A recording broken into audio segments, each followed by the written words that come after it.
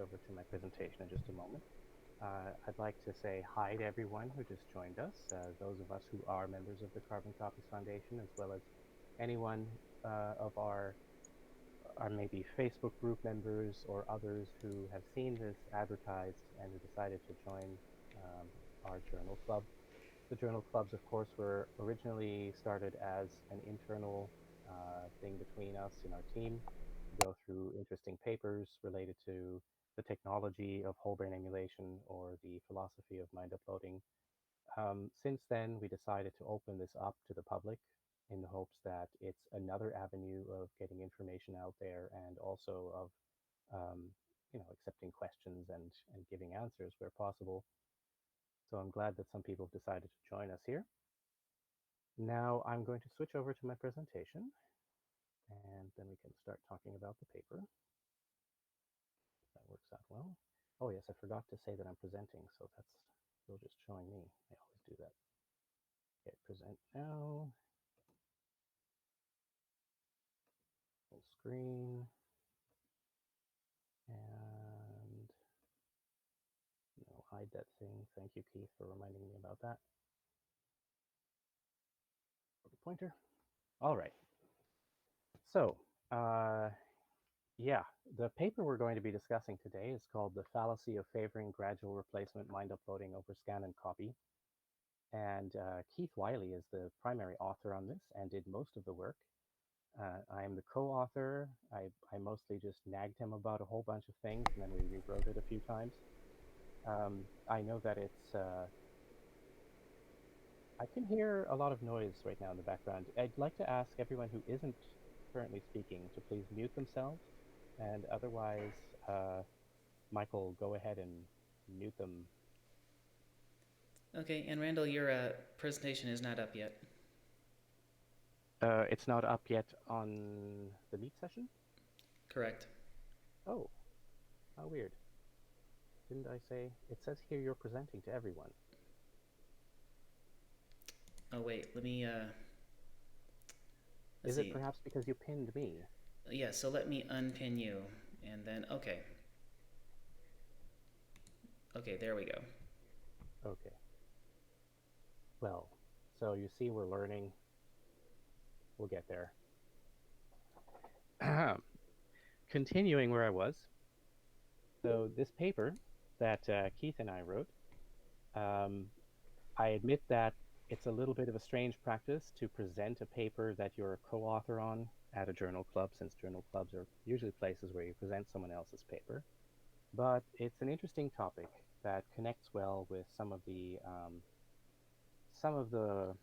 recent work that we've been doing in the last few months, because as you can see on this slide, if it hopefully popped up correctly, for the last two workshops, so the workshop that we held in December and also the workshop that we held in March, we've been discussing consciousness and personal identity, or rather, the survival of mind uploading. And the reason why we picked those topics for those workshops was because we felt that in the update of the roadmap to whole brain emulation, a part that we should add is a part about the survival criteria for mind uploading. That's something that wasn't very clearly addressed in the original whole brain emulation roadmap. And the question of consciousness and the question of personal identity and whether they can persist and survive, those are, of course, central to the question of successful mind uploading and successful whole brain emulation. Now, these two workshops, they were quite metaphysical. In the consciousness workshop, we did things like contrast first-person consciousness with third-person perspective on consciousness, and in the personal identity discussion, we accepted things like that you could have a perfect reconstruction, so we didn't care about exactly how it was going to be achieved, but we just assumed that whatever you do, whatever mind uploading you do, it's perfect. It's like a teleporter that just produces you somewhere. And it could be at arbitrary precision, so it could be down to the atomic level if necessary. That way we didn't have to deal with those nasty little physical issues. And that, of course, led to talking about the crux of that philosophical, metaphysical question at the heart of the matter of what does it mean to survive a certain procedure? What does it mean that you were there a moment ago and that you're still here now and that you're there a moment from now? And I don't want to get into too much about that because we did do those 2 workshops and they are available as recordings. Um, but even in speaking with philosophers, with experts there that we interviewed, something that really stood out is that um, people tend to feel like if the material that is being used is the same. So, for example, if you are stored in cryonic preservation and then at some future date that material is brought back to life, it's revived somehow, but it's still the material of your original brain, then you're fine. So, being paused while in the same material, no problem. And people all seem, generally speaking, including the philosophers, to be fine with the idea that you can replace bits and pieces of the brain and that you're still yourself. So we don't say that someone who has mild Alzheimer's is not themselves anymore. We also don't say that someone who's had traumatic brain injury isn't themselves anymore. Maybe a little bit, but we still say that's still John or still Mary. And the same way, if you were to one by one replace parts of the brain and you had really good replicas of each piece so that the function is still the same and your personality still stays the same, it seems like, okay, that's probably still the same person. It's this ship of Theseus question. And people seem to be okay with that. And that includes the philosophers that we spoke with, like Jeff McMahon, for instance. Now, a very well known philosopher by the name of Derek Parfit didn't really agree with that take that there's this sort of constraint. So he's much more rigorous in his position that that personal identity, that consciousness, all of this emergent stuff that comes from the material of the brain is really just that. And say if you were to be deconstructed at this moment right here, something happens, you're gone, but on the other side of the planet, something gets created and that has the same brain that you have, then that's you, and you continue. This is where the discussion of the philosophy ended up. It ended up kind of on this point where we can tell that people generally feel it's okay to be paused in the same material or it's okay to replace bits and pieces of the material. But once you mix those two or you remove any one of those, let's say that you take away all the material at once, then it's a problem. And and that was where we thought that the discussion would go. That was also so it was fine that's what we spend most of the time talking about. Now, that was all done from a very metaphysical point of view. In this paper, even though it's still metaphysics to a degree, we're really taking a very different tack. Uh, we say, forget about the philosophy, or at least forget about it most of the way, and instead take a critical look at the procedures that you're trying to compare here. So, your assumptions that you're making about replacing things in the brain until all of it's replaced versus creating a new brain somewhere whole scale and what is really going on in those procedures. So to give you a quick sort of look ahead or a spoiler, what this entire talk is going to be about is basically that we're going to say your philosophical distinctions that you make here don't survive that comparison.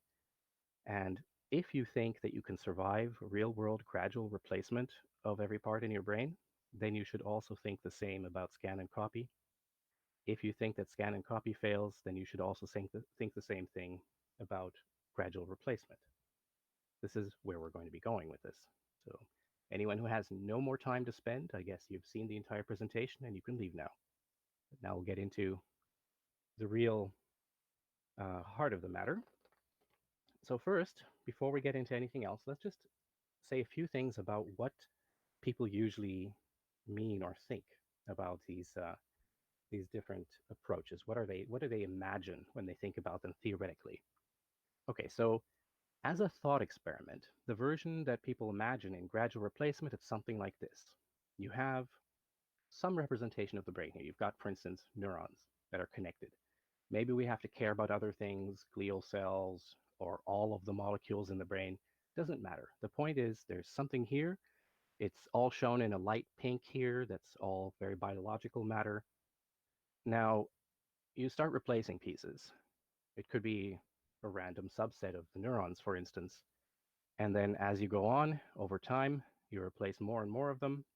Each of the pieces does exactly the same that the previous original piece was doing. And ultimately, you've replaced all of it. That's the thought experiment version of gradual replacement. Now, the thought experiment version of scan and copy, something like this. You have a brain, you do something like you scan this brain. Of course, the brain could be in a living person, right? It doesn't have to be a preserved brain. It doesn't matter for the thought experiment. Then you have two. You just made another one, right? Now, I should mention that as we continue speaking, we're mostly going to talk as if all scan and copy is destructive scan and copy, like the brain on the left here, the pink brain is gone. But for most people, when they think of this, when they do the thought experiment, they don't even imagine that. They're just thinking, okay, you make a copy of the brain. So you've got both now, right? Now what? All right. Now, the next two slides are only here for illustration and are not really important for our conversation. This is just to point out that both of these approaches are approaches that we think about very hard, uh, at least at Carboncopies, but also anywhere else where people are concerned with building brain emulations in a sense. The neuromimetic approach here, that's what it's called when, say, for example, Ted Berger works on it. It's called a neuromimetic approach to building prosthesis parts, replacement parts for the brain, is really one where you use a lot of information about the brain, some of it structural, some of it functional, like recordings of activity, to create good models, good replica systems for parts of the brain. So, for example, for regions CA3 and CA1 of the hippocampus, if we're talking about Ted Berger's work. And then you go in and you replace some part of the brain that way. And then eventually, when you've got a different device running that part of the brain and everything's still fine, you can go ahead and you can replace all the other parts one by one until you've replaced the entire brain and you've got the upload there. So this is the slightly more scientific technological look at that problem. Now, the same sort of thing for what we might call scan and copy, but here it's just called whole brain emulation from a scan of a preserved brain. You first preserve a brain. You might have collected some validation data in advance, like you might have done some MRIs, taken some recordings. Then you have to scan, you have to slice and scan this preserved brain, and then you use your modeling approach to take whatever you've recognized in those scans and create a working system, a working model. Some validation happens, and then you have a whole brain emulation of that entire brain, and again, you've reached the stage that you would call uploading. Again, this is just a scientific view of it, or a more technical view, because we're getting into a few of the details of what would these models be like, which levels are you looking at when you're trying to make these copies and scans and whatnot. But we won't get into all of that right now. It's not really the crux of this paper. Okay, so here's the very common claim about the theoretical possibility to survive mind uploading. In other words, for a successful outcome from a subjective take on personal identity or phenomenal consciousness, our ongoing experience of ourselves. Claim is, you can survive gradual in-place replacement. Most people who aren't dualists or have other complaints about this feel comfortable with the idea that in a future where you have sufficient advanced technology available that this would be possible, you can survive gradual in-place replacement the same way that if you replace all of the parts on your bicycle one bit at a time, it's still your bicycle. It just has new parts. But you cannot survive scan and copy. After all, it's just a copy. That can't be me. It's some new other person. Okay, so this is the claim.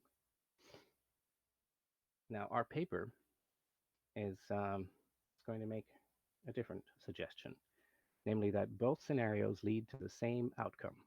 We're not going to say that the outcome has to be that you survive mind uploading. It could be that that fails. What we're just saying is you have to say, you should admit that both methods could lead to successful mind uploading, or they could both fail, and based probably on the same reasons. So technical reasons, and not so much that there's really a difference in what this procedure does to the survival of yourself or your personal identity. So either you survive either one, or you can't survive either one. And the rationale that we're using is this. We're going to show that the outcome for slow replacement is the same, or can be expected to be the same, as the outcome for instantaneous replacement. And that, in turn, can be shown to be expected to be the same as the outcome for scan and copy. So if this is true, then it would be a fallacy, and that's the title of the paper, of course, to assign a different outcome interpretation to any of the methods. Now, before we dig into that, I just want to make a little bit of a side comment here about personal identity versus personal survival. And we have to do that because of the way people talk about personal identity and how it's sometimes formalized.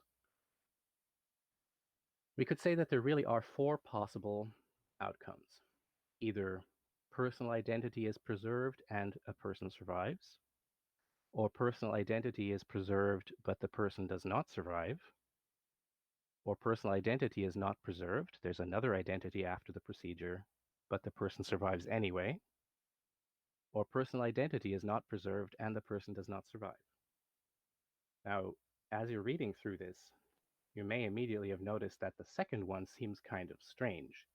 How could personal identity be preserved, but the person doesn't survive?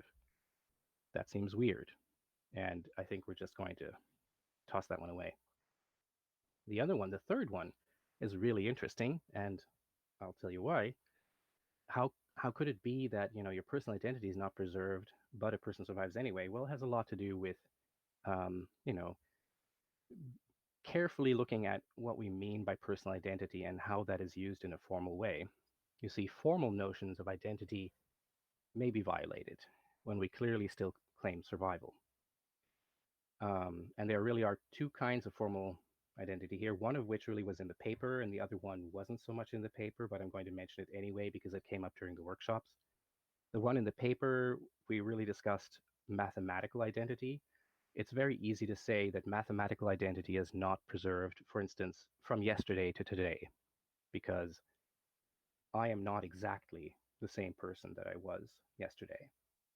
There are aspects of me that have changed just because of what I've experienced in one day, and certainly over the years since I was 5 years old.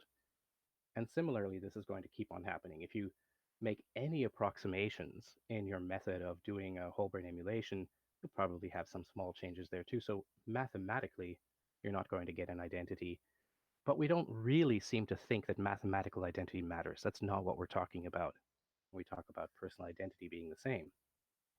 But formal identity, the identity of something as in us recognizing it and saying this is the same thing that we were talking about a moment ago, that is typically unique and binary, as in it can only be this is the same or it's not the same.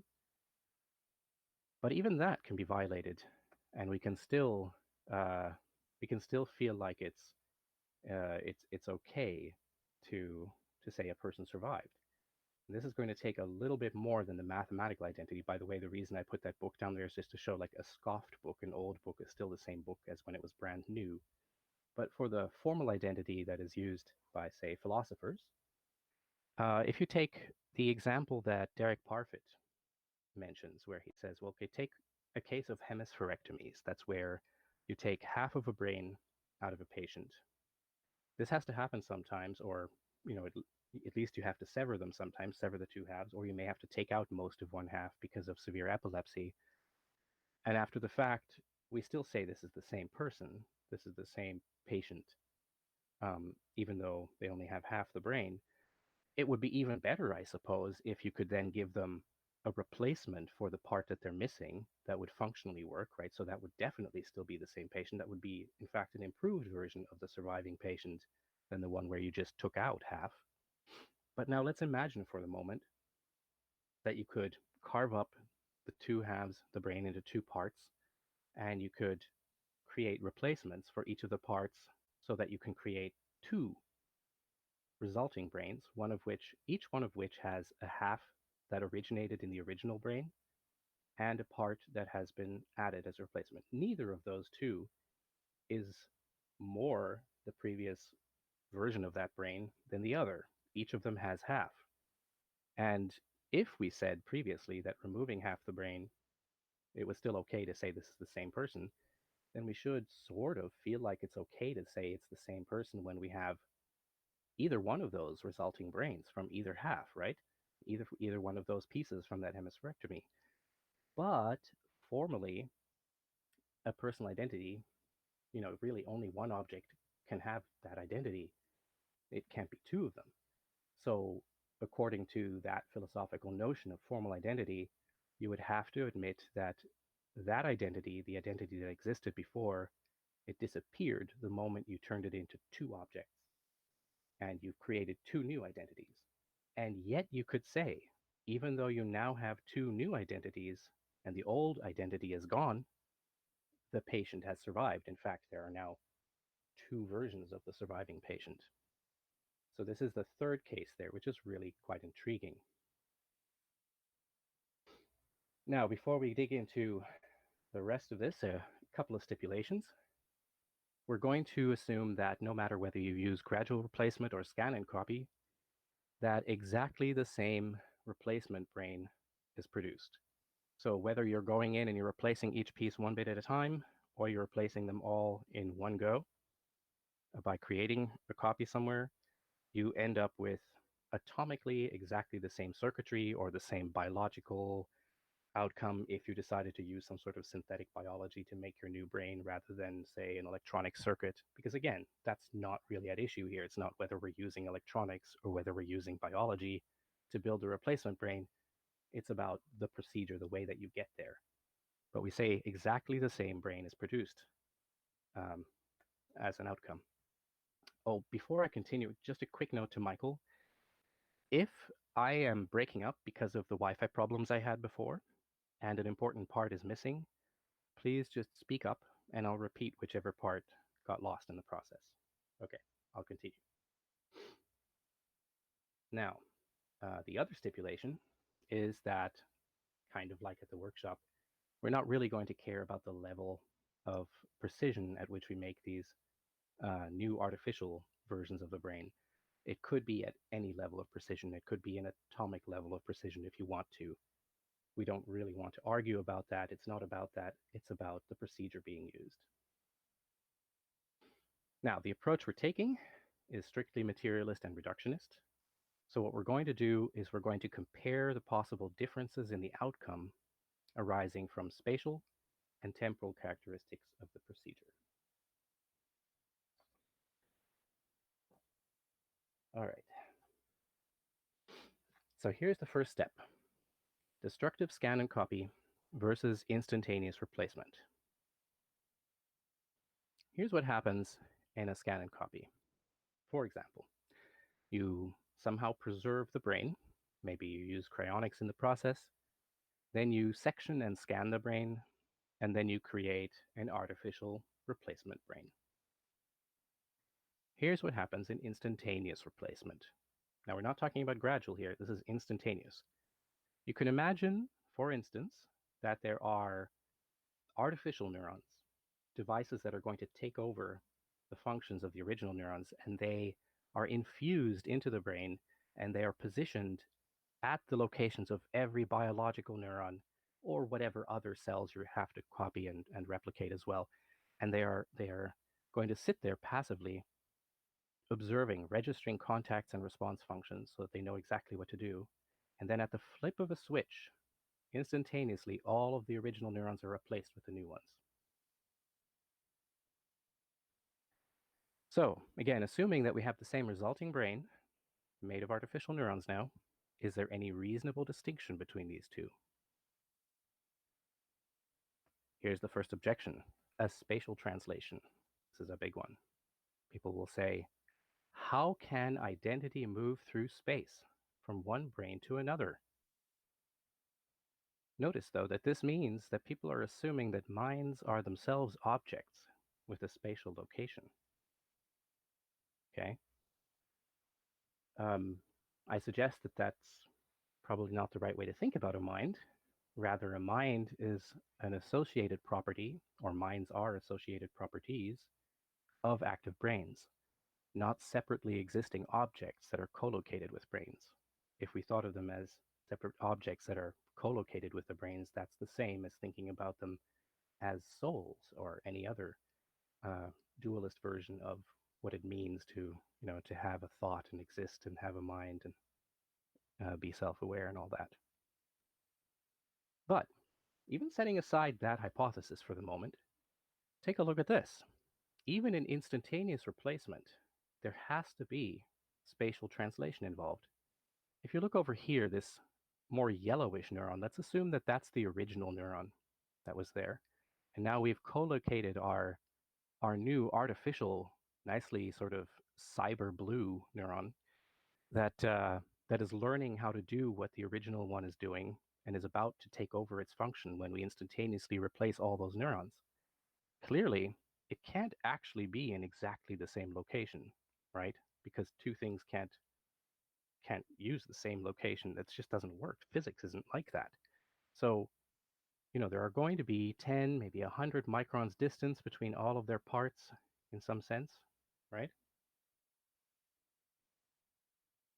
Now, first of all, if you add all of that up over 86 billion neurons, then you still have, cumulatively hundreds or maybe thousands of kilometers of spatial translation going on. Although, yes, that is over all the different parts.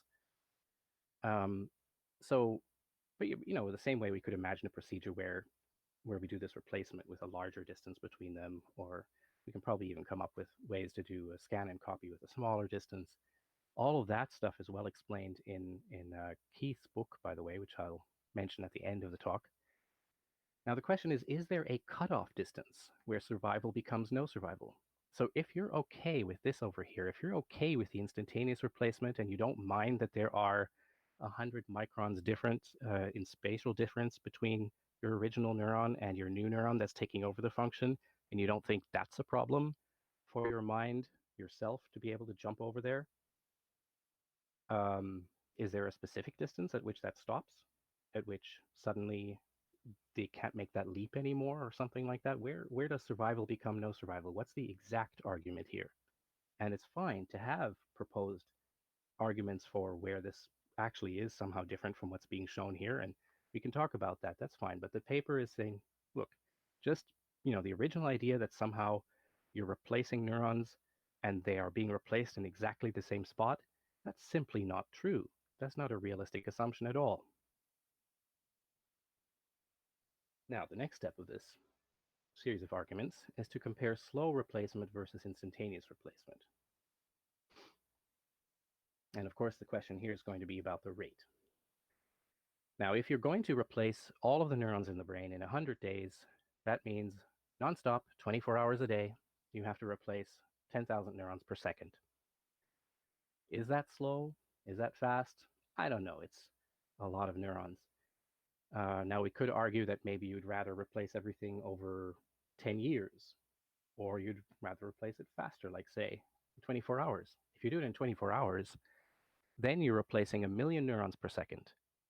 And I'd like you to keep in mind that some of the brain regions that are really important, for example, CA3 and CA1 in the hippocampus that we were talking about a moment ago, they contain only about 1 to 3 million pyramidal neurons each.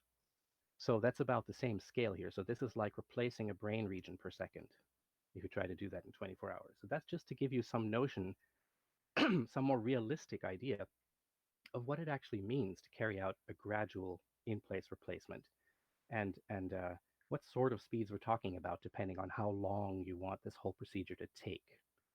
And there are, of course, there are going to be technical reasons why you would want to choose either a longer one or a shorter one, maybe because you need more time for validation or something, or you want a shorter one because you really want to know that all of the neurons you prepared for this procedure are ready for a certain state of the brain that you had in mind or something like that, or you have to do it all while the patient is temporarily under anesthesia or something like that.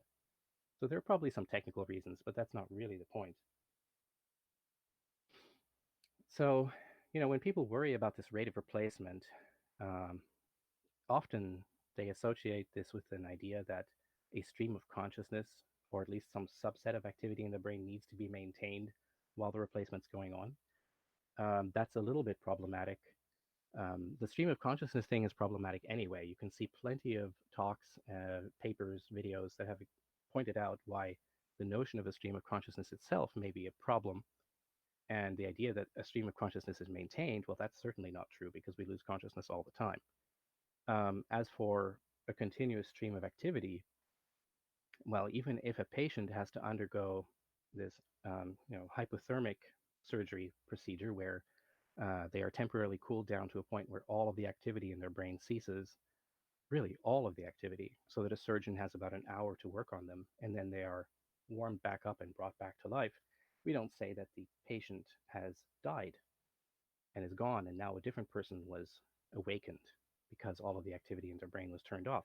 This is exactly where, as I pointed out before, most people, including philosophers, seem to be perfectly happy with the idea that you can survive as long as you're still in the same material, you're still in the same brain, even if there are long pauses, either an hour for the surgery or years while you're waiting to be revived from cryo.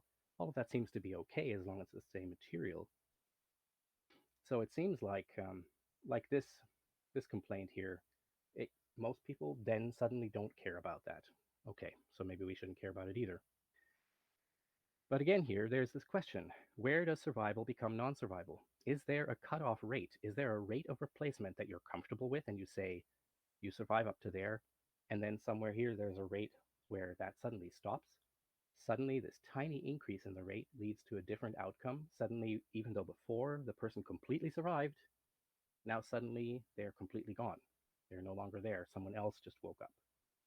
And it's interesting to note that Jeff McMahon, one of the experts that we talked to during the personal identity workshop, he actually ended up in that position. He felt like, okay, first of all, he felt like there had to be a causal connection, and then that became a long discussion about what sort of causal connection.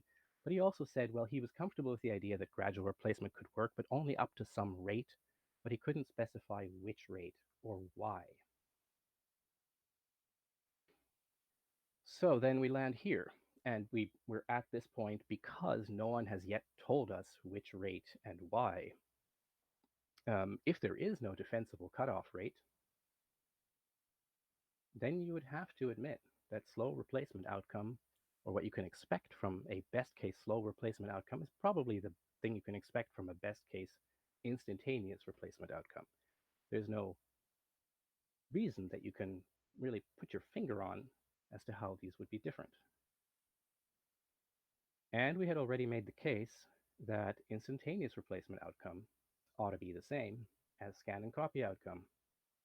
So logically then, slow replacement outcome, what you can expect of that ought to be the same as the scan and copy outcome. There we are. And then just adding this on, PS, just because we haven't really said whether or not that outcome is you survive or you don't survive, but our take on it is, well, since we typically accept that piecewise replacement is okay and identity or existence continues, let's say, for instance, the replacement of various parts of your bicycle, it's still going to be your bicycle. It survived as long as you keep on replacing things. And I'm sorry, I guess when I move this pointer, it puts a bar on the bottom there. That's not so great. I don't know how to keep that from happening. So we should probably conclude that all three methods can, under optimal circumstances, achieve survival. And then I'd like to make one final point before I finish this about non-destructive scan and copy, since that's what people usually think about first. Now, I'd like to say non-destructive scan and copy or gradual replacement, because you can come up with a non-destructive version of gradual replacement as well. Uh, I I don't usually talk about non-destructive because we don't really know of any method that could be used to carry out a non-destructive scan and copy.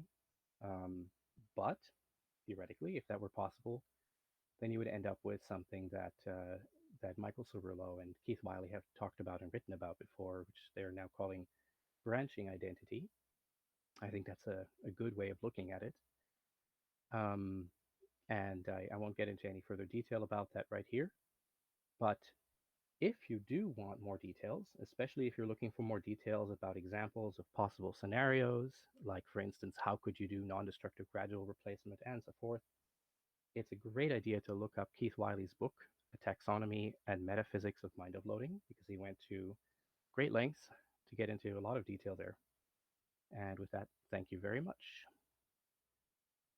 Now I will switch back to the camera view, I suppose. That's when I find out if anyone's even still here, because of course I don't hear anybody.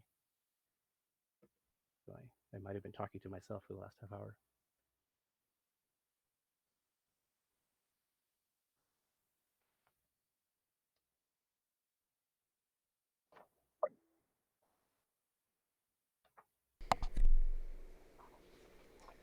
Thank you, Randall. So, uh, I wanted to bring up one point about the um, example of like the point of non-destructive mind uploading, and the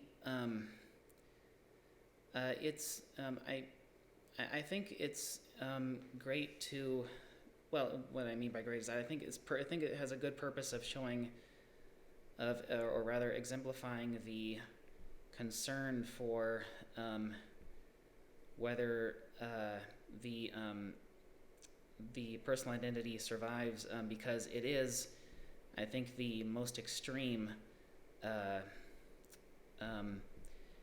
hypothetical scenario of mind uploading, in that it shows a is that it shows the most extreme level of continuity in the two identities, or rather in this case the three identities, given that if you have let's say alpha is the original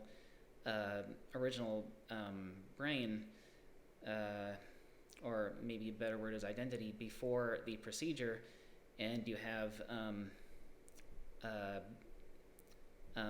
beta and delta, or well, let's just say that's which, if you say like beta then is the biological brain that survived the procedure, and delta is the emulation. The continuity between alpha and beta is, for all intents and purposes, 100%. It's the spatial, the cognitive process, the material, and well, the time isn't necessarily a factor because nothing was replaced, but it seems to be other. Well, and then the relationship between alpha and delta is the only level of continuity is the information itself. So if you were to, like, well, or rather myself, if I were to say that I started off as alpha, and I were to think of, well, which of those identities, beta or delta, would I expect to like continue my experience living in, I would immediately think that I would continue existing in the world as beta, and it seems very easy to say that delta is a copy. And in this case, I would not think that that was a successful method of like personal identity preservation, at least in terms of life extension. So yeah, I wanted to make that point that that is what. Oh yeah, go ahead. If I can just jump in, I probably will actually open the floor to Keith since he's the main author and he's here as well in just a moment. I just wanted to respond quickly. So first of all, I agree that the branching case is an interesting one to talk about. Although really, we kind of wanted to make the point in the paper first. But the branching point is interesting to talk about for multiple reasons. One is the case that you're giving, that if you in fact survive the procedure, as in your brain is even still intact, your original biological brain, then then you have to face this question of how do I feel about my survival and about which one of those, which body is my survival, my surviving me. Um, but the same thing would happen. Let's say if you had already achieved an upload and then you made like I don't know, 1,000 copies of that upload. You could say that's another branching case that's very interesting. And of course, the original branching case is the example from Derek Parfit with the two hemispheres. That is also the question where which one is the patient? Which one, this is even more an issue than, say, the one you just mentioned, because, yeah, sure, the biological brain continued, but it was split up into two parts, and you can't really say which one is the original. So, I mean, I don't know. I don't want to be facetious about it, but would you be happier if your surviving brain got cut up and we did it that way rather than anyway, that's just something to think about. But I think when you said you then have to decide, or you decide that the one that is you surviving is the you in the biological body, in the original biological body, I was immediately struck by this notion that you had to decide which one was you, and I couldn't quite wrap my head around why that was necessary. Why couldn't you decide that both were in fact surviving versions of you in that sense? I'm not entirely sure why that wouldn't work. I mean, especially if you might be happy that it was the surviving you, the digital version, or the copy, let's just say, if your biological brain had died in the process. I guess a better word than decide is rather than which one would I assume would be the body that I would expect to continue having experiences with. Like I wouldn't expect to all of a sudden start seeing what the emulation was seeing. I would rather assume that the identity in the emulation was an identity that had like his start was just right there, and well, he in which case his I guess existence started at that point, even though like all of the information was still preserved. It would be a I'm sorry to use this word, but copy um, uh, of that information, and it's so like You mentioned that you wouldn't be expecting to see what the emulation sees. Just to kind of just add on to that, and I know Keith was about to speak. I'm so sorry. Um, would it be better if you were experiencing this procedure when you're under anesthesia, and then the emulated you is placed in exactly the place where you were and gets to see what you were seeing, while the biological you, if it survived, was placed in some wildly different environment to see something totally different? um, let's see. I mean, I assume that you would then, that the biological you would then assume that it was the copy, right? Um, if what I'm if what I think, I just want to make sure I followed the scenario. If the like, well, let's just use the visual perception as the thing we're talking Yeah. about. If the if the visual um, perception, like the sensors were of the emulation, were had a link to my biological brain, and my biological was picking up that perception, then maybe hopefully I'm understanding the scenario correctly. But I'm if just trying to simplify it. Let's just assume that every brain has a body. Okay, your biological original brain has its original biological body, and your emulated brain has an emulated body, maybe a robot that is so good, like in Battlestar Galactica, like the Cylons that look like humans. Okay, okay, let's just assume that for the moment.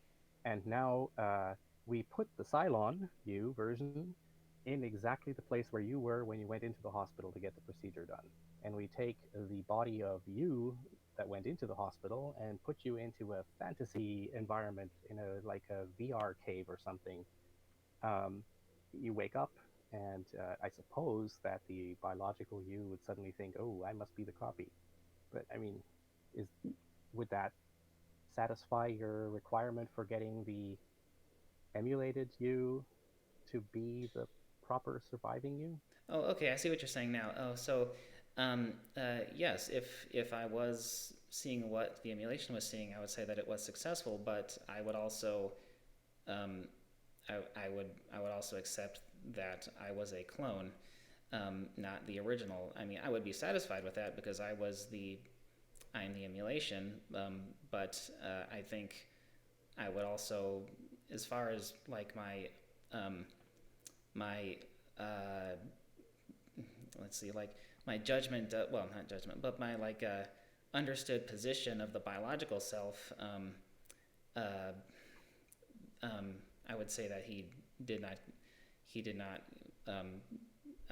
like his identity was not in the emulation, and so given, uh, I think this scenario uh, would not be. And so, of course, this hypothetical scenario wouldn't necessarily be possible, given the assumption. Okay, uh, given the assumption that if my biological, uh, let me backtrack here. So to answer your question, yes, if I was uh, having the perception of the emulation, then I would say that I was the copy, but I don't think I would not say that the original personal identity. So then, to make everyone feel good, we should tell them in advance that the environment they wake up in is going to be randomized, and they don't Let me jump for in. one or not. Let me jump in here. My mic's coming through, right? My audio? Yes. Let's see. First of all, as Randall and I tried to state at the beginning of the paper, we sort of put the whole branching issue to the side just for the sake of the argument that we're trying to cover in the paper, which is not sort of how to interpret a branching scenario, but just that there is an implicit sort of fallacy in attempting to judge these two scenarios differently, gradual replacement versus scan and copy. So it's just a question of whether that's an issue that should be addressed sort of in isolation from the complexity of branching. Now, another question is, as you're putting it, people often feel that in a scan and copy scenario, you get destroyed and something else emerges in the copy. And there's this sense that gradual replacement sort of skirts that issue. But we can interpret gradual replacement as also killing you more slowly and replacing you with this sort of artifact. So you can wrap your head into a knot about this any way you want. And again, the whole point that Randall and I are trying to make in the paper isn't that you're definitely surviving or definitely not surviving. It's just that it's wrong to see a clear distinction between these two scenarios. You can label them any way you want, but you ought to label the two of them the same. Another issue that you and Randall got into a minute ago is whether our visual percepts has any influence on who we are. You know, a major component of personal identity philosophy is a closest continuum theory, that basically your true visceral personal identity sticks to the version that is the most similar to the original. So, you know, is it the most similar because it's made of the same biological parts?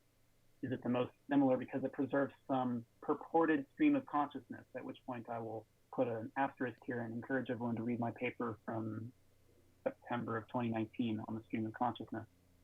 But another theory is maybe your identity sticks to your sort of perceptual experience of your surroundings. So the reason that your true identity sticks to the biological body is that it doesn't look like it teleported. Whereas in the scan and copy version, you wake up on the other side of the room, or if it's a teleporter, you wake up on Mars.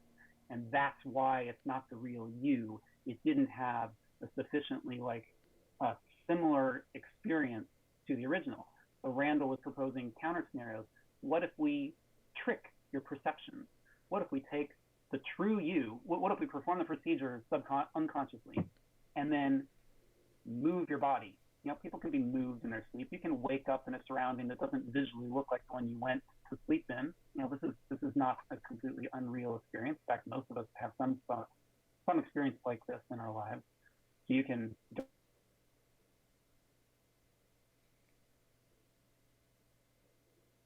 somewhere else, and you take their upload and put them right there on the operating table. And you've tricked both of them into misunderstanding who they are. The biological now thinks that they're the copy, and the upload thinks they're the original because they wake up in the room look the same, and you've tricked both of them.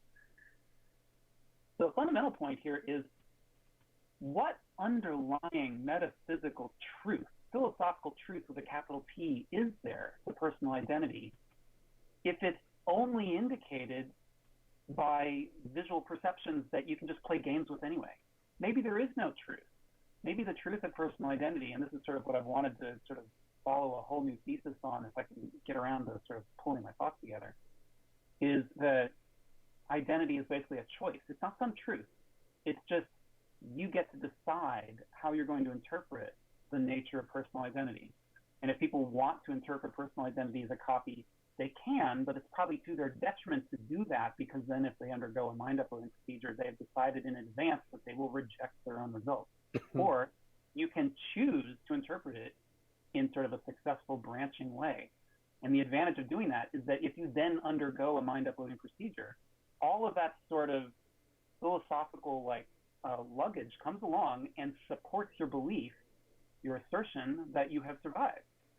So in that sense, if it's truly a choice and not a truth, let's make the right choice. Yeah. Can I just jump in there for a second? Get grounding on sort of you guys I know you guys are sort of getting into a lot of different things, and I wanted to sort of put a few anchors down so we can discuss them one at a time. Oh, sorry. I thought you still had more anchors to place. I think that's mostly where you guys were going. Yeah. In that case, I'll just add. Oh, there was. I'm sorry. I apologize. There was one other point that I heard you guys getting into a moment ago. Randall, you were suggesting again that it was sort of like a choice of interpretation. Why don't we just trade out their two visual perceptions and assign the identity to the copy because it has the same, assign the identity to the upload, I apologize, because it has the original visual perceptions. And Michael was trying to make a point which I've heard come up before, which is that the detractors on this argument will say there is a fundamental truth of identity that sticks to the biological original, and we don't get to play games with it. We don't get to fake it out. And they're saying that the true, and they often use the phrase stream of consciousness. They say the stream of consciousness, the true consciousness, went with the biological body, and the upload got a newly invoked copy identity, and you don't get to trick reality by playing around with it. And that is an interesting direction to carry the counter argument in, which is exactly why I wrote an entire paper about the stream of consciousness, in which I attempted to sort of throw that all away, because I don't think that works either, but you do have to follow that thread carefully, and it's another 8 pages of paper to sort of take that one apart. Okay, so go ahead. I'm just going to quickly add to the thing you said before, but then I would love it if there's any way for you to say something about what is in that new paper, because no doubt we're going to circle around on this in just a moment. But just to add to the argument about like the visual, if you can trick yourself into believing you survived, then what does it really say about personal identity? Well, if it turns out that this is really a problem, and if it turns out that people feel better about their upload if they think that they are actually still in their biological body, or if they just don't want to know, then, not that this is really an issue because it's all destructive anyway, instead of flipping them around and tricking them, you could just randomize it, or you could put both of them into entirely new environments so that neither has the original perceptual input. You could do all sorts of things like that to deal with that issue. So I think we can set that aside and just try to deal with either what was really in the paper, which is to point out that you cannot really make the distinction between gradual replacement and scan and copy. That is normally the assumption that goes into that distinction. And the second point, I suppose, is what Keith is now dealing with in his new paper, which is really that you have to be very careful about this idea that there's either a stream of consciousness, so you have to have this activity that goes on somehow, or whatever you call it, that keeps on going, that's somehow connected that way, or that it's if stream of consciousness is about activity, then we could say, well, the alternative is if there's no activity, you have to stay in the same material. So again, that's these two things that, for instance, Jeff McMahon was happy with. Either you stay in the same brain, even if there's no activity whatsoever, and it's fine because it's the same brain, or you have the same activity going on, one continuous process, causally connected, and that way you survive even if you're replacing pieces of it. So that, I think, is something that's worth discussing too, because we're going to get there anyway. So Keith, is there any way you could just somehow give us a brief little overview of what your argument is that you make in your new paper? Yeah, so this is a paper I wrote in September 2019 called The Stream of Consciousness and Personal Identity was the title, easy to find online. And right, so we were getting into this. The whole point of the paper is to cover this very common claim that a deep component of our identity is our ongoing phenomenal perception of self. This notion that we are this thing experiencing the world moment by moment and in a contiguous way. And the point is essentially not necessarily the stream doesn't exist, not that there isn't such a stream, but that maintaining a never-ending stream for the preservation of our identity is just completely unnecessary and is clearly proven to be a bad argument on the basis of a variety of, well, in some cases thought experiments, but actually in most cases just real physical world medical cases that demonstrate that this can't possibly be a real facet of our mental lives. And they most of these counterarguments come down to demonstrating that there are real world medical ways in which, medical and just sort of physiological ways, in which our stream of consciousness does in fact diminish. And when it then comes back again, our social judgments of ourselves and of others are not that identity is just sort of in a constant state of replacement. And I just sort of walk down a list of these cases from sort of less severe to increasingly severe diminutions of consciousness and underlying neurology. And I make the case that these real world cases, when you come back up to waking consciousness, nobody goes around calling you a copy. So, simple cases are, falling asleep. And of course there are counter arguments, which is that there is some notion of consciousness in sleep, especially in REM sleep, because you're dreaming. That is some kind of conscious experience. Plus, the brain itself is not really shutting down. There's all sorts of neurological activity. So that's like the first level, and it's got a very good counter argument against it. But it's just the first level. And you keep going down. You've got general anesthesia, which is really sort of an invention of the 20th century. So ever since the 20th century, have we just been killing people and replacing them with doppelgangers? Like, that's a philosophical conclusion of the invention of general anesthesia? Because we certainly don't regard it that way. Piles of us have undergone general anesthesia. Has every single person who's ever had that medical procedure, are they all doppelgangers? Like, I just think that's ridiculous. I'm not. I've undergone it. And but then people say, well, general anesthesia, there's still some neurology, maybe there's some like tenuous metaphysical string. We call it like the thread, this spider web of stream of consciousness just being maintained with just a tendril of metaphysical, like whatever it is, metaphysical goo. I can't quite figure out what it is. People take it very seriously. But you just keep on going down that well, because you can go further down. And at the bottom of this exploration, we get to this fascinating medical case, which is called rapid frigid drowning, which we read about occasionally. People who freeze to death so fast that their brain is essentially refrigerated against decay in the same way that food in your refrigerator is prevented from decaying. You can freeze your brain while essentially depriving it of the oxygen associated with death so fast that the preservation outraces the deprivation of oxygen and death, and you get this recoverable medical state. And we're not talking about theory, philosophy. We're talking about people brought into emergency rooms who have been buried in the snow or drowned in a lake for an hour. I mean, thoroughly, thoroughly drowned. Um, and they have been in a few spectacular medical cases. They've been revived. They do sometimes have a recovery associated with it. They don't just wake up, it takes them months, but much of their identity and psychology comes back. And we don't label these people as copies. In fact, nobody in history has ever actually been regarded as some sort of metaphysical copy. No one's ever done this, ever. You never interpret someone that way. But these are real medical cases. Now, just to continue sort of where the paper goes, to be completely honest, there's no medical case of a person being frozen solid, which is sort of where you expect kind of metabolism to come to a halt, right? Although actually even that's not true. Ironically, metabolism continues below freezing temperatures, and even I don't quite understand how that's possible, but apparently it is, which is why you use, the temperatures of like nitrogen for like cryopreservation. That's not true in these medical cases.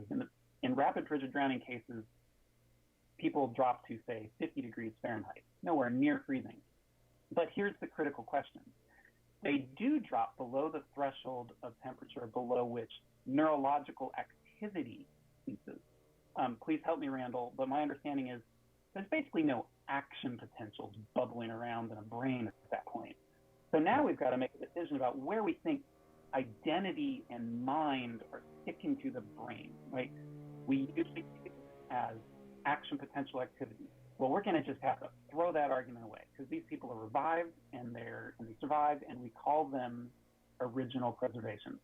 So to continue the counter argument that stream of consciousness has some critical role to play in our comprehension of mind uploading, you now have to say that your identity is tied to non-neurological phenomena, just the intracellular chemistry that's still sort of frothing around at 50 degrees. And, there are going to be people who are going to stick to that argument. They're going to say that's where the failure of the argument is. But I just want everybody to acknowledge that that's where we're going with this whole line of reasoning.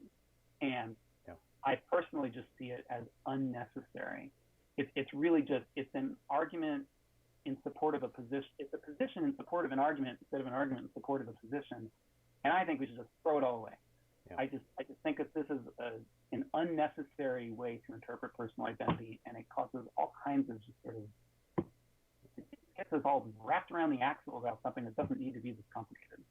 Now, when you wrote that paper, I don't know if you had come across arguments such as the ones that Jeff McMahon said, where in his position, it isn't necessary that the continuity be activity, really, from one moment to the next, but that instead all you need is a causal connection that is natural in a way. So the causal connection is that this brain state caused the next brain state because, right. But not this brain state registered by a computer that then scanned you in over here caused the next state over here.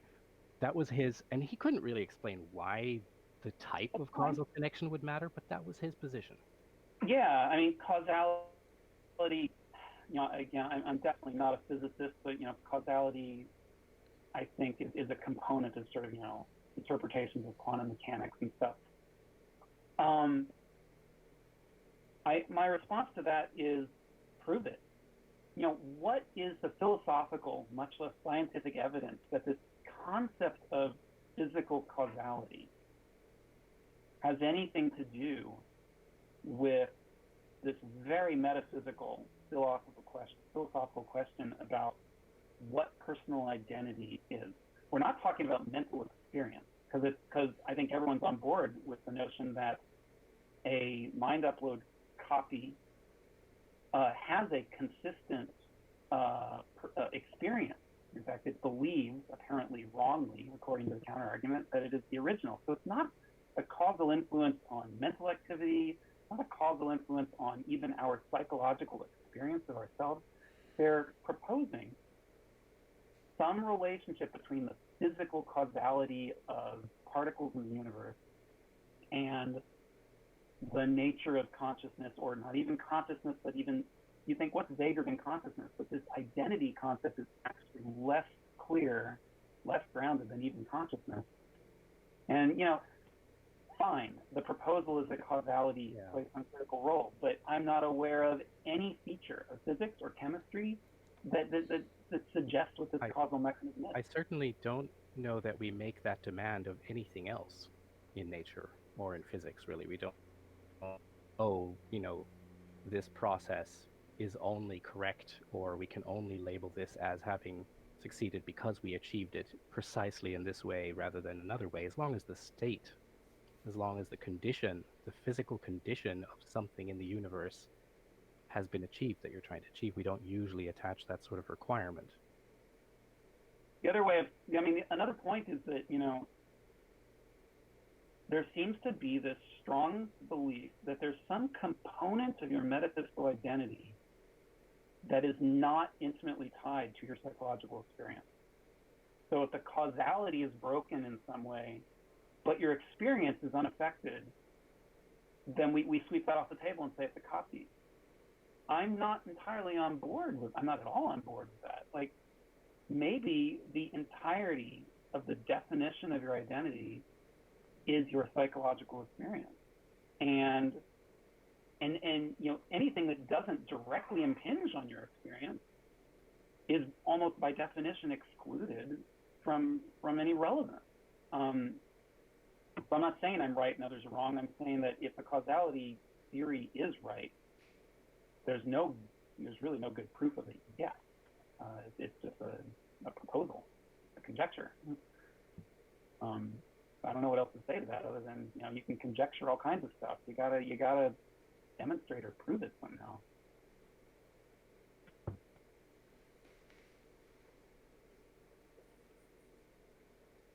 Anyway. Do we have any further questions, comments? Anyone who wants to chime in here? I don't have any counter arguments against the stream of consciousness. I think that was pretty sound. So I don't want to get into the final question, which is then how do we handle this popular notion to decline scan and copy as as identity preservation. So I think maybe first, before we tackle that, maybe I'll pose another hypothetical scenario that tackles that adheres to the spatial argument, which I believe we touched on in the workshop, and hopefully I'm not repeating anything that was already said, but like in a scenario where an extreme scenario where if you were your biological self was on, we'll just use an extreme distance as just for the sake of emphasizing extremity. Like if you're on one side of the planet and an emulation of you was created on the other side of the planet, and for the sake of the argument, I'll say that the biological self survived again. Why should the biological self have any as his existence continues from that instant that the creation of the emulation happened, or the procedure? How does that affect his perception of the success of it? Because there's a couple things he's not even aware that it even happened, Sure. And so his intention for having a successful having the mind up that whole brain emulation being successful, that doesn't seem to even have been met. And the Sorry, before you, what did you mean? It hasn't been met? How has it not been met? Well, what I mean is that he didn't even know that it happened, and let alone being able to. Oh, it was done. He didn't know that there was a copy being made. Okay. Sorry. Yeah, let alone not being able to actually experience living in an artificial body, which one of the intentions is for. Yeah, go There's ahead. nothing. So here's my response to any non-destructive branching scenario, including scenarios in which you don't know what's happening and things like that. Um, it is a bias, even a prejudice, to interpret the scenario with some sort of uh, priority granted to the biological original. Like, the whole question is to analyze where your identity went. So if you're going to impose your results on the analysis before you start analyzing, then, I mean, what are you doing? Like, you're not actually exploring the topic. You've just made a decision, and now you're looking for a position that supports it. So here's what I mean. Why not interpret the scenario from the perspective of the upload? And of course, who feels like, oh, well, I've clearly been uploaded. Why did I suddenly wake up on the other side of the planet in a robotic body? I must have just been uploaded. Now, the counter argument that people often give to that is it's okay for the upload to have their own experience, but that experience doesn't count because they're not the original. But again, you've broken the rule at that point. The second you do that, you've imposed a prejudice on it. So what I say is to judge the scenario fairly and objectively through the point of view of everyone involved. And that's very hard for people to do, which is why we try to come up with these sort of scenarios that help us trick ourselves into understanding it. So that's why we say, well, they wake up and they can't tell which one they are because they both have the same kind of body and the surroundings look the same. All of these are basically tricks to help us overcome our own biases so that we you say, well, you don't know if you're the upload or the original. This is another way of tricking yourself into not imposing that bias. And I'm just saying, just jump in at the beginning and say you're not going to be biased that way. Now, another point I make is a lot of people have a very hard time not projecting themselves forward from the biological original before the procedure happens, and projecting themselves forward into someone, and they always pick the biological original and saying, how's that person going to feel? This phrasing is forward in time. What will happen to me as I experience this forward in time?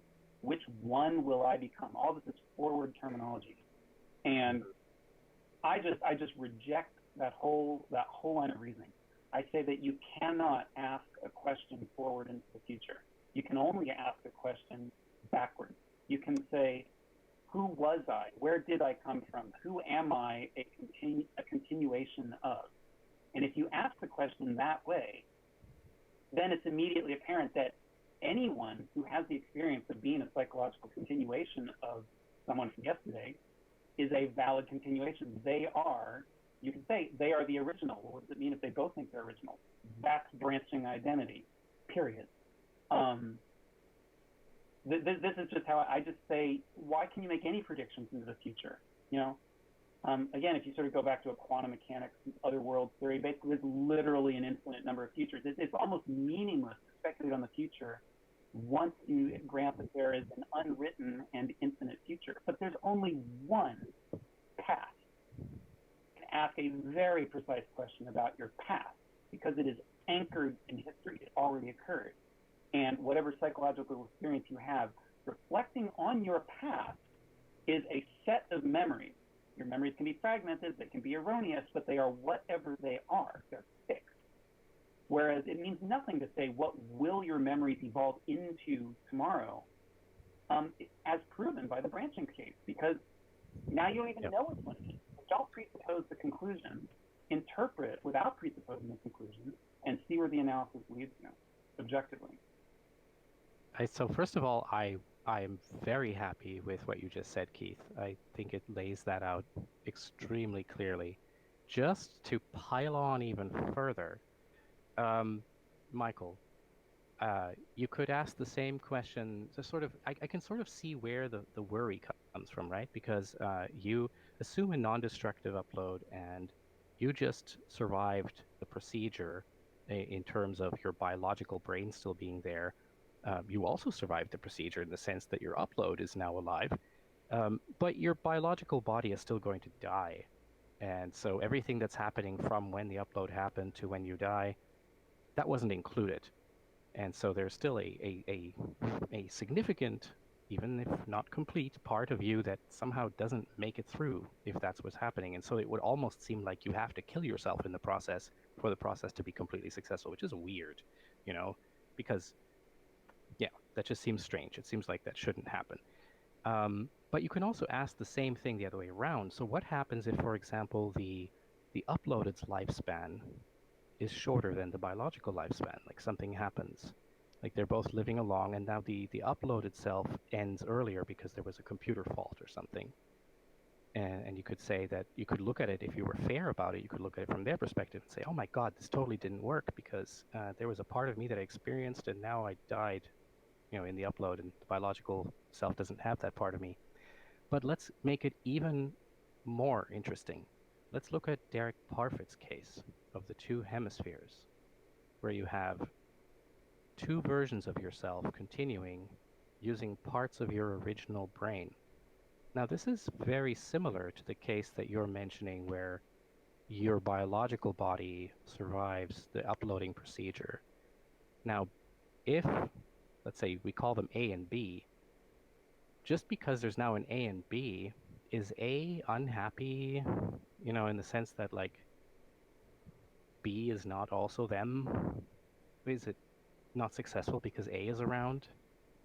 Like, what does it mean in Derek Parfit's case with the hemispherectomies and the two resulting persons? If you take that outcome and apply the same thinking to it that you just did to the biological body and the uploaded body.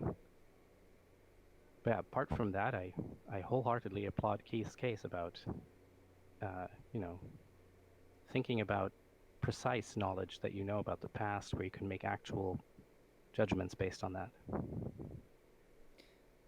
Yeah, I have a tendency to think that I'm not saying I can justify it, but I have a tendency to think that the two the A and B that that each have half of the original biological brain, I have a tendency to think that like it is only a partial identity preservation, especially if each hemisphere is responsible for different pieces of information.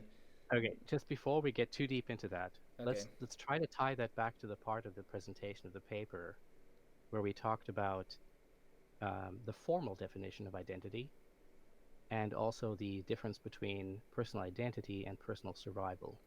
Because even if you have an issue and you say, okay, it's only partially the same type of person, so can I really apply the same identity? Well, formally, probably not. In fact, this was Derek Parfit's case for saying at that point you create two new identities and you no longer have the original identity, and yet we can say the patient survived.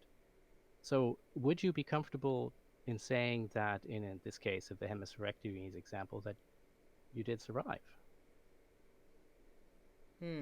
Um. Uh. With the I suppose if you are including both of the identities survival, like if one of those did not like if one of those died, then that would then I would not be then I would Yeah, say so probably so not, what about but the case where, like, you have the hemispherectomy and you're giving each half that has a biological half also an artificial half that contains what was in the other biological half, right? So that one.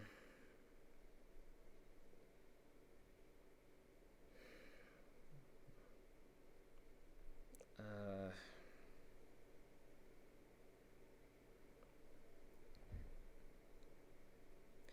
yeah, I'm not trying to ignore the question. I'm trying to make sure I understand like what my answer. Wow.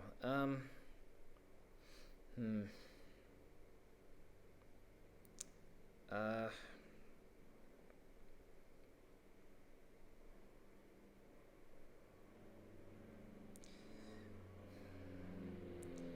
Hmm. Um. It's well. Let's see here.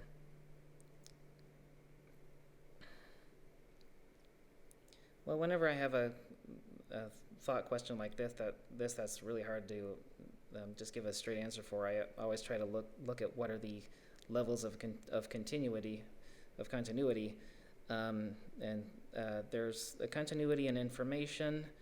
There is a 50% continuity in material and spatial. And if those 50% are of the brains are replaced instantaneously, then you could say a 50% for is continuity in time. So, and if you're talking about like preservation of cognitive processes, then if I would also say it was 50% continuity because half of the continuity was disrupted. So wait, but the cognitive processes didn't we agree that the replica had a perfect copy of the content of the processes, so the brain would work just as usual? Well, I guess when I am thinking of cognitive processes, I'm thinking of the action-reaction processes of contact in between neurons.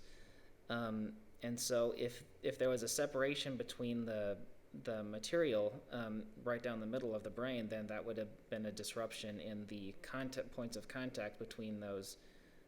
Yeah, but we did this during anesthesia anyway, right? Oh, I see.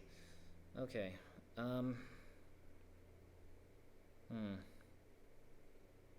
I mean, seriously, you don't want this done while you're awake. No.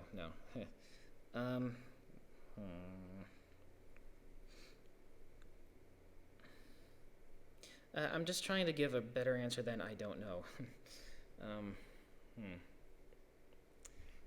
Yeah, but sometimes that's the best answer, isn't it? Well, I guess that's going to have to be the one right now then.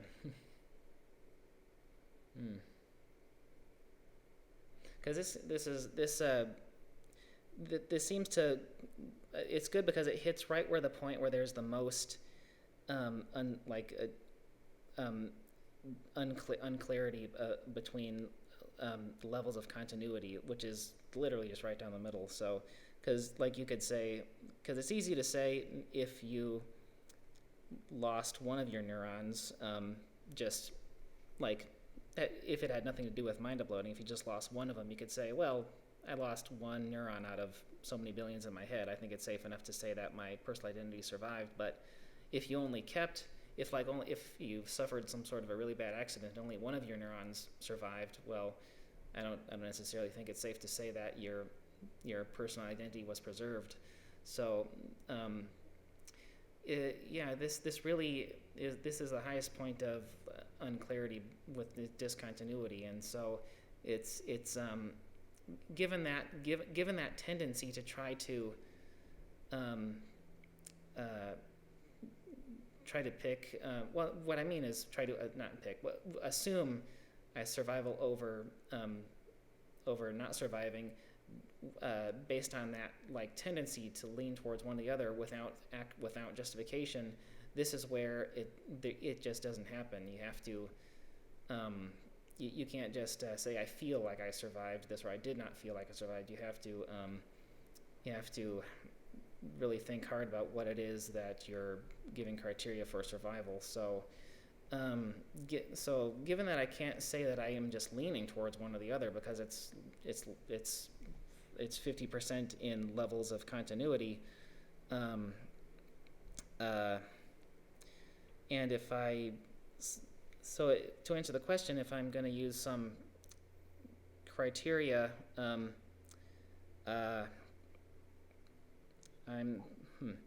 if I make that in while you're formulating your thought. Please. Believe I'm out of time for today. Okay. Oh wait, have we lost? I knew someone dropped off, but I think it was Randall who dropped off. Oh. Oh, I saw someone drop off, but I thought it was one of the quiet observers. Actually, Randall just dropped off. I wasn't trying to shutter the whole thing. I was going to let you in. Oh, there he is. Randall, yeah, sorry. I'm afraid my Wi-Fi dropped off for some reason, and now I've reconnected through my phone. Okay. Yeah. Completely unrelated to your dropping off, I was saying that I think I'm at my personal time limit, but of course I wasn't going to shut everyone else down. The two of you were sort of in the middle of the conversation, and I was going to sign off quietly and let you continue. But I do have to go. So thank you very much for presenting our paper, Randall. I was proud of it when we wrote it, and I appreciate you giving it a round of publicity today. And I was glad to participate in the discussion. But now I have to go. So thank you very much. Yeah. Thanks for being here. And I hope, by the way, that this presentation at least leads to people either thinking carefully about their objections, or they're making a difference between the two procedures, or coming up with new, interesting objections, carefully thought out objections, rather than the same old stuff that we've seen many times before. And I think we should probably close this out soon anyway, because we've been going on for an hour and a half, which is already pretty long for a journal club. So I'd like to ask if there are any final comments, anything that you feel is urgent to mention right now by anyone participating. If I may, I'd like to add one little thing, just kind of an observation, and I could be way out of field here, but I wonder if disregarding number 2 is a little bit of a mistake, because it almost sounds like some of the arguments that Michael has made is like information and identity are being equated, and that the identity or all the information may survive in an emulation, but he still does not feel like he survives. So I'm wondering if visiting that, although it does at a glance sound kind of dualistic and like it would be easy to disregard, if there is something a little bit more to it. By the second one, you mean the one that said personal identity is preserved, but the person does not survive. So in a case where we say this is still the same person, but they didn't survive. Like everyone else would recognize them as Michael. They're like, yeah, this is definitely the guy that I've been talking to in an emulation, like same one. And even Michael might say, yeah, Right. that looks like all the same information, but it's not me. Yeah, I actually agree with you, because when this is something where Keith, great as he is in writing this, he glosses over this because he says, we all recognize people who have drowned and come back as the same person. We all recognize people who've gone under anesthesia as still being the same person. Therefore, that argument isn't true.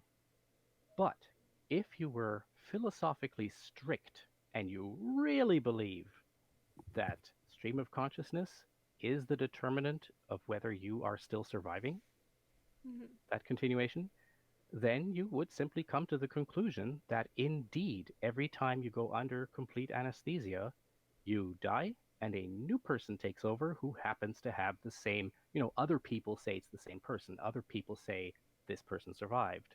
Other people recognize you as the same person, but actually that person died. And the same when you were frozen. And I have an unfortunate friend who seems to worry that this happens every time he goes to sleep. And so he's worried about sleeping because he thinks that every time he goes to sleep, perhaps a new person wakes up.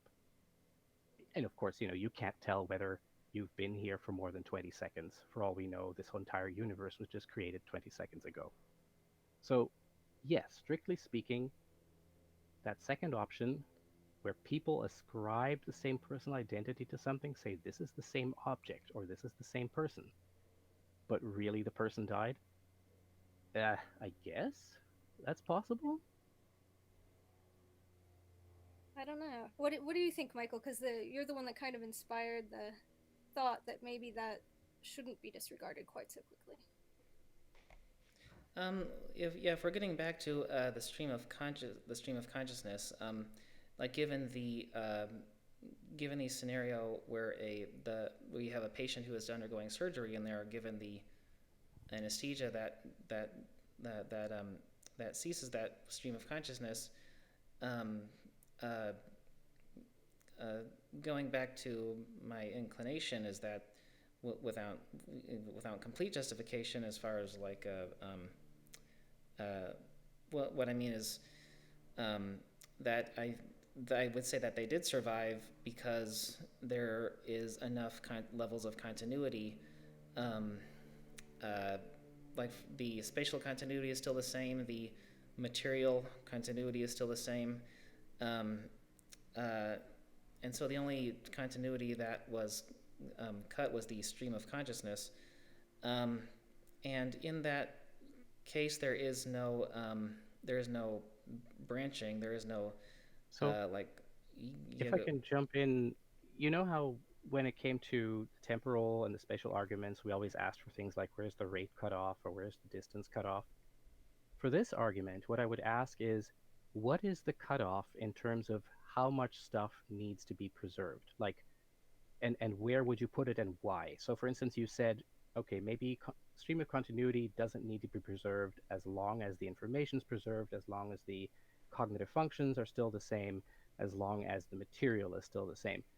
But why those specifically? Like, we could pick any other collection or any other number of things that still need to be the same. And then, for instance, someone who thinks that scan and copy is fine might just feel that in order to attach the label that says this is still the same identity, it might be enough to have continuity in function, in information, in the perceived characteristics of the personality and their memories.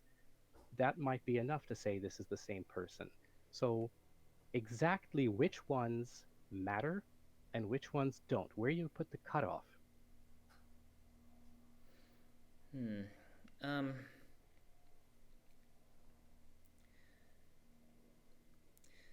uh, well, my best answer would be in a level of continuity in which um, the uh, the consciousness was not able to have uh, have that in which case the stream of consciousness was not able to have uh, alternate. Let me because what I'm trying to get at is how do I like what levels of continuity would I have assurance that I would able to have what I which I would be able to have um, uh, conscious experiences um, uh, without interruption between the biological and emulation. And what I mean by interruption, not necessarily the like the ceasing of the stream of consciousness. Uh, I can already see I'm having trouble with the justification here, but in which the process of that stream of consciousness was not able to um, be, I suppose you could say, unallowed to proceed to that to the But you're emulation. not talking about it being able to re-emerge because you're okay with, consciousness being able to emerge in an emulated brain. And you're not talking about all the material being preserved while the activity is gone because you're okay with replacing half the brain. And you're not talking about keeping all the activity going while you're replacing all the parts because you're okay with ceasing consciousness. But at some point, it's like you're saying, if you're under anesthesia and consciousness has stopped, and then instead of replacing half of the brain, or instead of replacing 80% of the brain, I replace all of the brain, and somehow consciousness has not managed to skip over to the new material.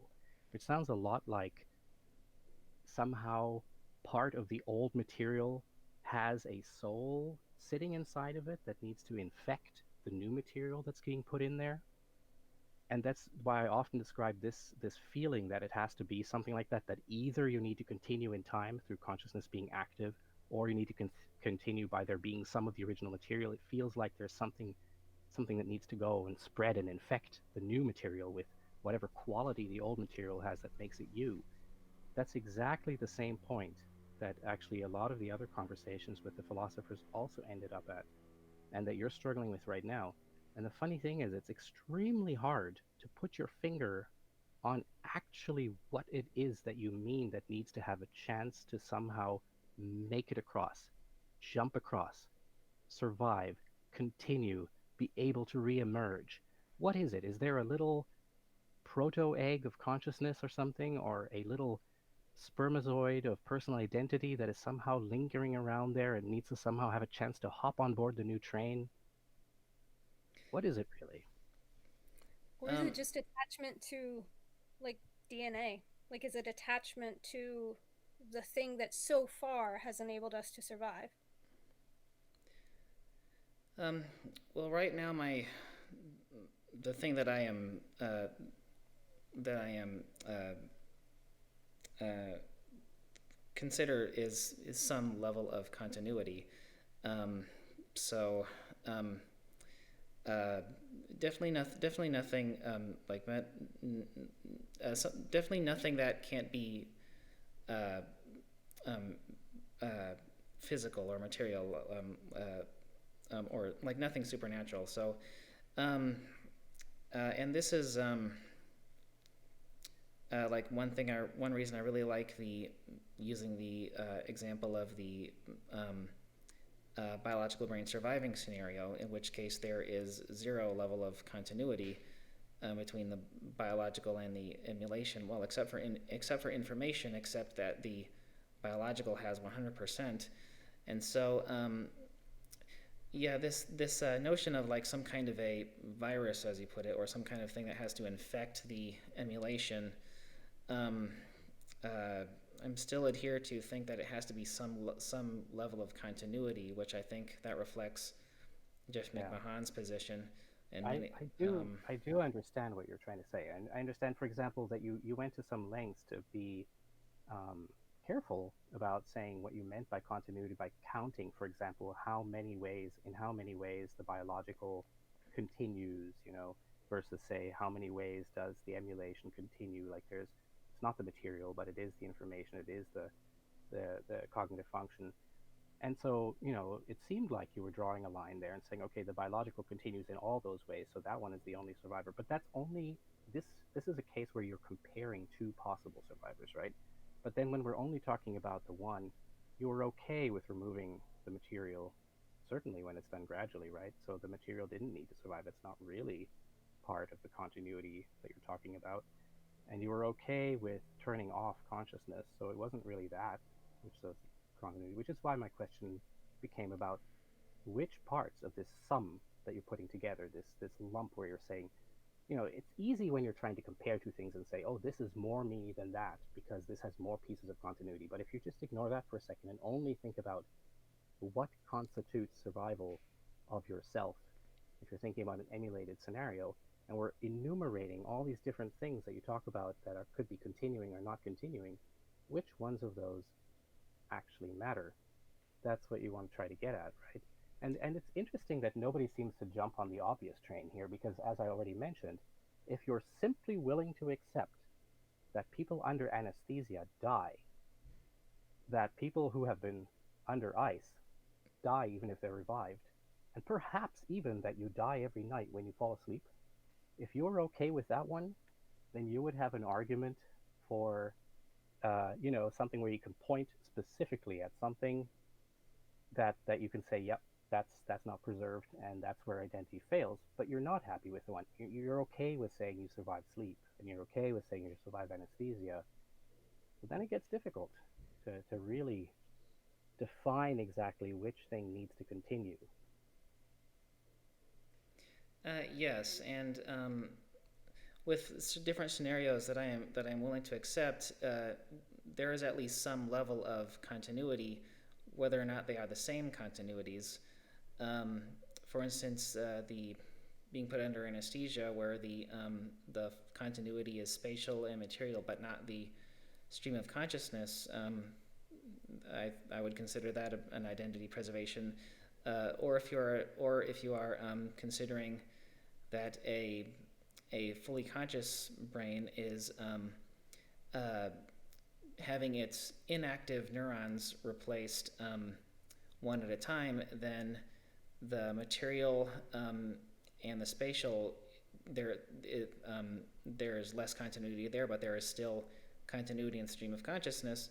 So in those two scenarios, I would say that the identity preservation, that the personal identity has survived, but they are different continuities. But they both have at least some continuity. So, But you're not being very precise, are you? Because no. it seems like you're saying, I mean, if we were to just say, okay, let's say there are 6 kinds of continuity, it seems like you're saying if 3 kinds of continuity are preserved, then you survive, but I don't care which 3, because you're happy with several different scenarios where it's not always the same ones that are being preserved, right? But you just need a certain number, but then you're not happy with that number when it's the kinds of continuity that are preserved in the scan and copy. Um, it seems that way, yes. Uh, so, I guess I guess the question I'd like to pose then um, is the only solution to um, is the only is the only solution to either like change my perception of what is personal identity survival, or is there other ways that uh, we can understand um, like personal identity preservation better in the brain to help get a better understanding, or at least a better or more well justified acceptance of personal identity survival. Um, uh, like, is there like going from here? Uh, should I just have to make a decision on whether or not I think personal identity is survived, or do you think that further Yeah, research can you're help? asking, Or you're asking, is there more that we can do objectively to try to address this question further, or are we at a point where we've exhausted everything that we can do objectively about it, and now subjectively you need to decide if you're okay with it or not? I can't say that for sure. I do feel that there's still room for uh, more objective investigation. I don't necessarily think that we have plumbed the depths of what there is to know about it, what it means to exist, self-awareness, consciousness, being, all of that. I don't think we've reached the point where no further investigation can give us further insights. So I would say there is still more to do. I would just say that if you were being fair right now, you would have to conclude that while we may not have made a perfect case that you could use either method to survive, or that you could use any uploading method to survive. In fact, we haven't proved that we could ever really create it. You also haven't really made the case that scan and copy cannot be survived. That simply neither side has really proved beyond a doubt, um, that their position is just correct. agreed. Yeah.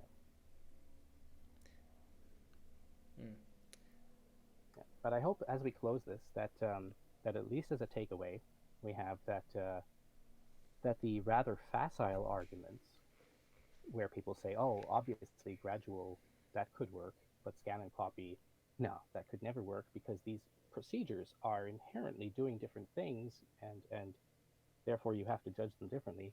But that is not true, because when you actually look carefully at those procedures, a lot of the same things that you worry about, like suddenly being in a different place, or having some temporal discontinuity, or some, the rate of replacement question there is another way of putting the temporal discontinuity.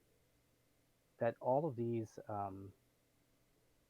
things, they're not as clear cut. It's not as simple as the sort of uninformed theoretical thought experiment for gradual versus scan and copy makes it look. And that was the main crux of the paper anyway, was just stop saying this, stop simply assuming that scan and copy won't work and gradual will work. You have to admit that both of those have the same problems or challenges, and either one, they could both work, they could both not work. Um, it's not a clear-cut case just based on sort of your predisposition about what you think that gradual replacement means or scan and copy means. I think that's the main thing that we were trying to take away from it. I know that Keith said this much more clearly and more succinctly while he was still here. Since he's not here, I'm afraid I can't duplicate that. But yeah, you can always just wind back in the recording, I suppose, and find where he said it. So thanks, everyone, for sticking around through this rather unusually long journal club. I'm sure this isn't the last we'll hear of this topic.